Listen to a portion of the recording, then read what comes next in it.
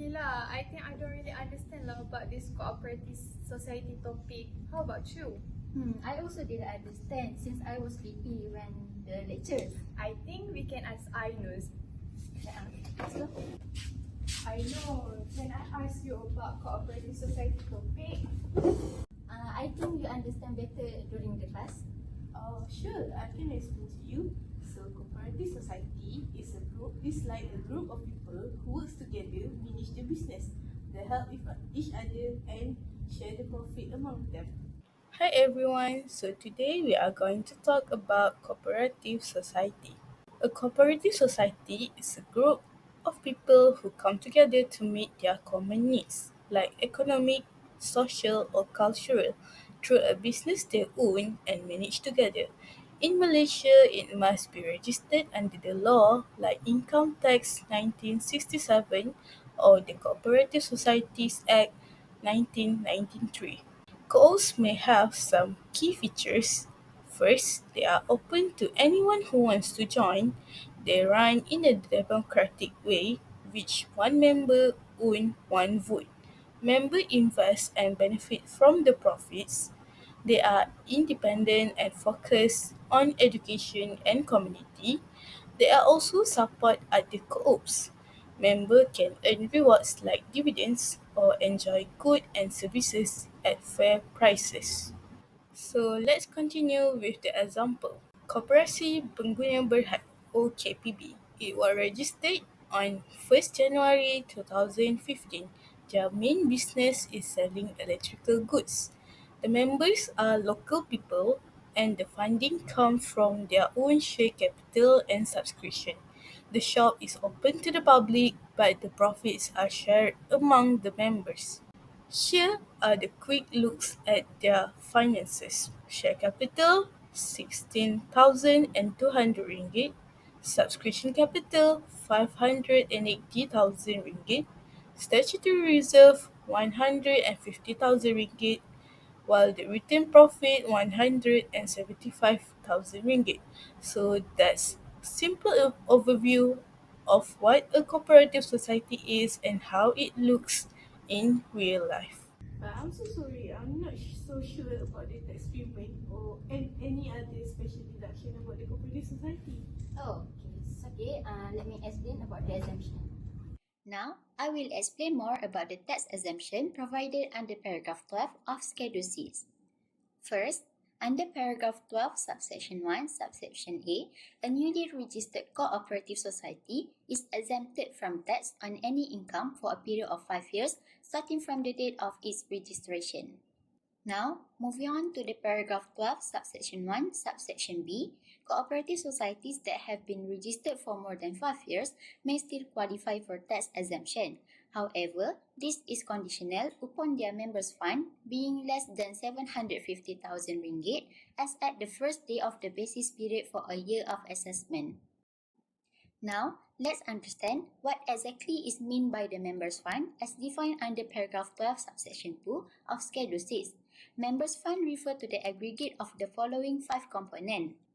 The first one is paid-up capital in respect of shares, but excluding any bonus share issue from capital reserve that created by revaluation of fixed asset.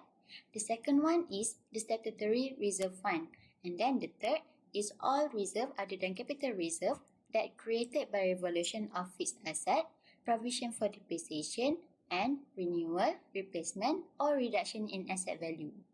The fourth is the balance of the share premium account, and lastly, the balance in the profit and loss appropriation account. Now let me teach you guys about about the other information. Now, let me explain about the accessibility of receipt. The first one is receipt dealing with members. In cooperative society, principle of mutuality will be applied if the members make contribution. Contribution like interest fees, membership fees, or subscription will not consider as an income in this cooperative society. Second, business income. Business income would be subject to income tax if cooperative society carries on business dealings. Usually, the business primary purpose or object would be mature factor to decide the dealings. Lastly, investment income. Investment income of rental would be subject to tax when cooperative society is not tax exempt. To conclude, both business and investment income are taxed under normal rule if cooperative is not tax exempt. Next subtopic is about the tax treatment about carry forward capital allowance and losses during tax exempt period. Even though cooperative society is eligible for tax exemption for a year assessment, adjusted income or loss and capital allowance for every year assessment has to be ascertained. So, any capital allowance or losses that cannot be absorbed can be carried forward to the next year assessment. Therefore, carry forward capital allowance can be deducted after each adjusted income.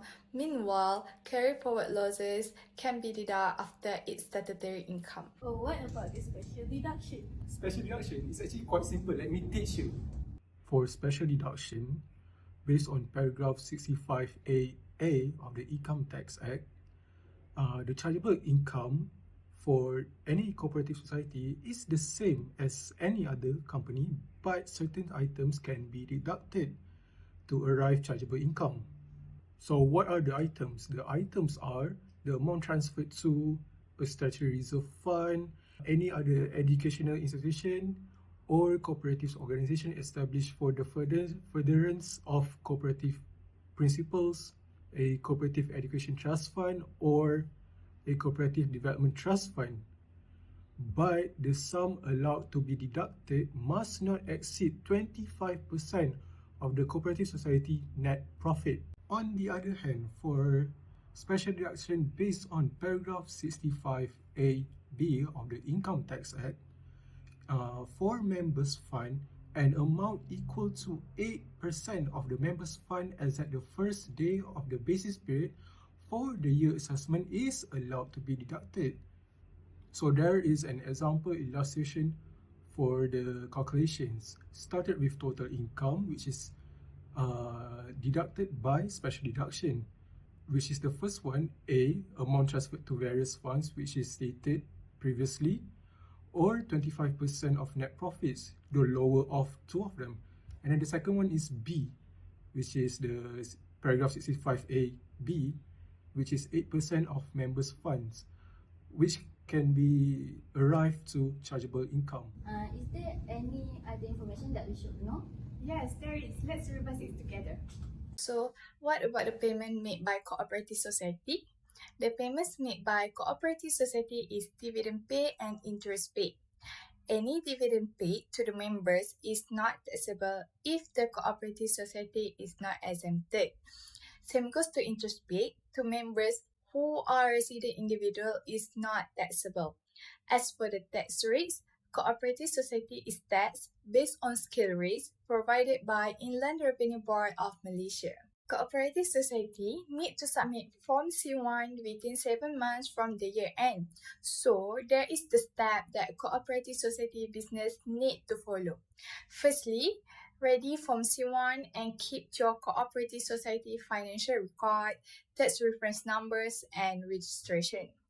Next, fill in basic information such as name, registration and income tax numbers, date of operation, category, and accounting year. Third, declare income, statutory income, total income, and chargeable income.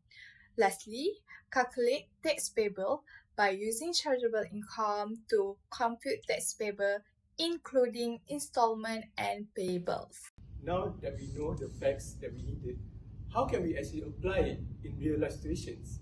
Oh, I think I can explain it, but I really have to go, so I can call someone else. Bye! Bye! Hello. Hi! So Ayu just called me and told me that you guys don't know how to calculate the cooperative society. What's the problem here? We actually already know the facts, but we don't know how to apply it. Can you teach us? Oh, it's actually easy.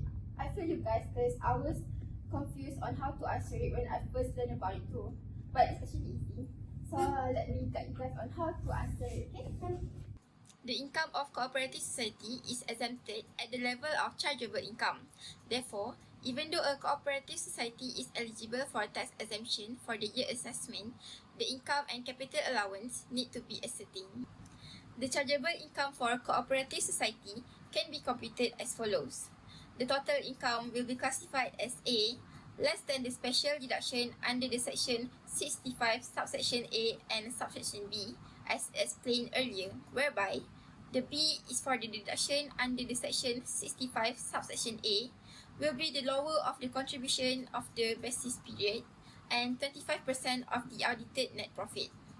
And C is the deduction under section 65 subsection B, which is at percent of members' fund on the first day of the basis period. Note that the amount taken should not include member savings and loans. And then we will get the chargeable income, which is part D. This is the tax rate computation over the chargeable income. This is the tax rate provided specifically for the cooperative society. So, the amount that we had derived at the part D earlier will be computed at these rates. The first amount will be taxed at the flat charge, while the remaining amount will be taxed at the given rates.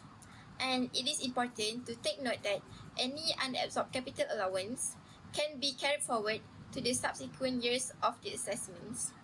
This is the example question and answers for cooperative society. I will guide you guys further on how to answer this question.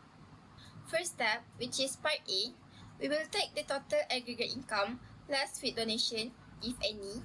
The assumption and limitation of the donation is based on their respective sections, and we will get the total income, which is part A. Moving on to the special deduction of part B and C, we will take the contribution amount on the basis period, which is 1,200,000, then find the 25% of the audited net profit, which we will get 1 million. The lower of amount of the two will be deducted under the section 65 subsection A. Meanwhile, for part C, we will derive the members' fund amounts less than member savings and loans times with 8%, and we will get the 270,000 ringgit. Now, we will take the total income earlier and deduct with both special deduction, and we will get the chargeable amount of 264,000 ringgit.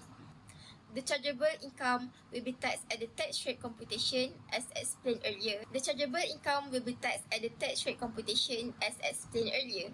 And for this question sample, we will take I category, which is the first 250,000 ringgit will be charged at 31,000 ringgit, and the remaining 14,000 ringgit will be charged at 21% tax rate, which we will get 2,940 ringgit. Hence, the total tax payable for this question is 33,940 ringgit.